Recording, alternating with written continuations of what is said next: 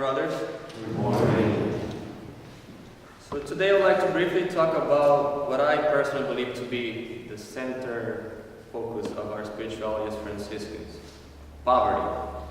And I hope that right now everybody has a problem with me, because the center of our lives as Christians should be Jesus Christ himself, and not poverty. But it's true. However, for Franciscans, we are called to a particular way of relating ourselves to Jesus Christ. We are called to contemplate, to be burning with love for the poor and humble crucified Christ, conforming our lives to His. Therefore, a friar's faith must be somehow interconnected with our poverty. And today the Lord gives us two great saints in order to teach us about the value of poverty and how that help us to have this relationship with faith in Jesus Christ. I have Peter of Alcantara, which is an OFM friar born in 1499 in Spain, who happens to be the patron saint of my native Brazil. And if you guys ever wonder how a Franciscan from Spain is a patron saint of Brazil, well, the first emperor of Brazil, his name was Peter. He just pretty much sent a letter to the Pope saying, please, I want this guy to be the patron of Brazil because that's my patron saint. And the Pope said yes. So there's not much to that, but he is the patron saint of Brazil. He is a guy he was a friar of great austerity. He had a great desire to live an emeritical life and a life of penance, like our early Capuchins. And it was actually around the same time, the 1500s. He was very successful in implementing many reforms in friars in Spain, Portugal, and Italy. He was a man of extreme personal poverty, and his consolation was often to be found lacking the basic necessities of life. Only then he thought that he was truly poor. And the reason for that is because he was a man that truly believed in divine providence. He was also known to be a very holy person at his time, considered to be a saint by many. Even the great Saint Teresa of Avila, Doctor of the Church in Prayer. In her book, an autobiography, The Life of Teresa of Avila, when she talks about prayer and different stages of prayer, she actually borrows word for word sections of Peter of Alcantara's book called Golden Treatise on Mental Prayer. Today we call this practice plagiarism, but Teresa of Avila did it.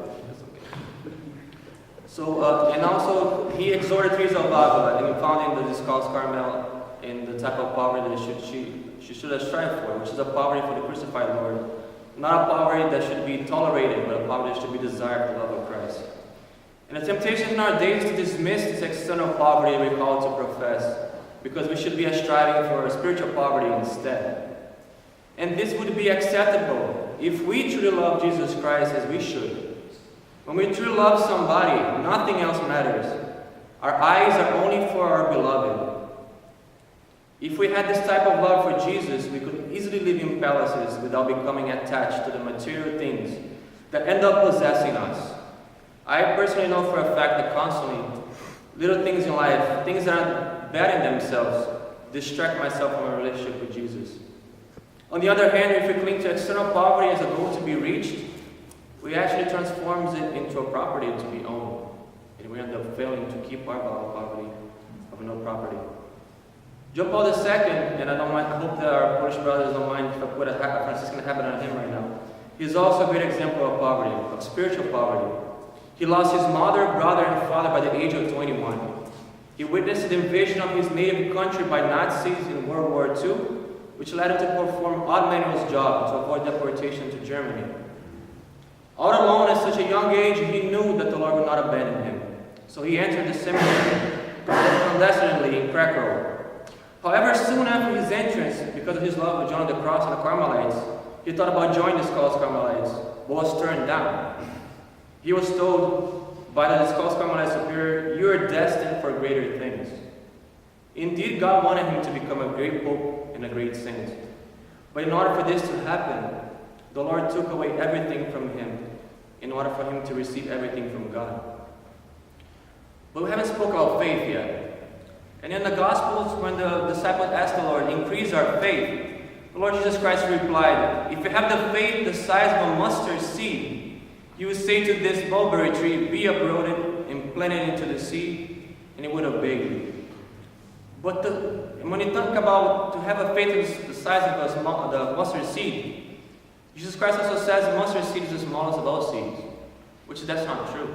I'm not saying this because I have a PhD in molecular biology. I have no idea about plants. But Google told me that orchids are the smallest seeds out there. So what is Jesus telling us here? Jesus is telling us that our true selves is to look ourselves with humility. And when we see ourselves as we truly are before God, we are completely poor. So, like the mustard seed, we're called to be trusting ourselves into the hands of another.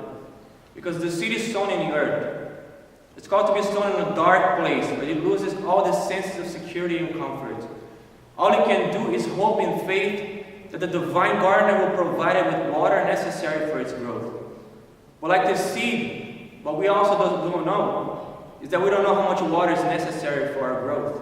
We're quickly tempted to mistrust the work of the divine gardener, and we might wish to turn back on where we were before.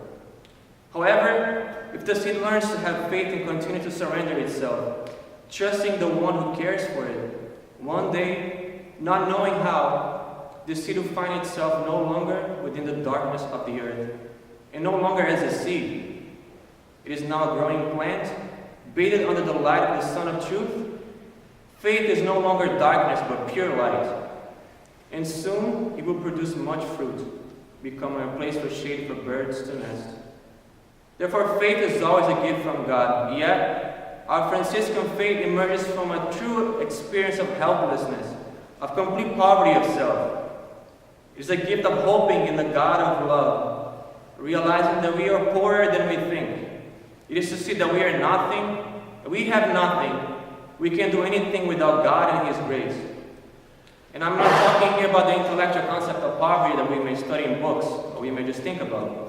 Speaking about the experience of St. Francis of Assisi and many saints like St. John Paul II, St. Peter of Alcantara, who saw their own littleness and helplessness and misery, even when trying to do good, and yet constantly failed.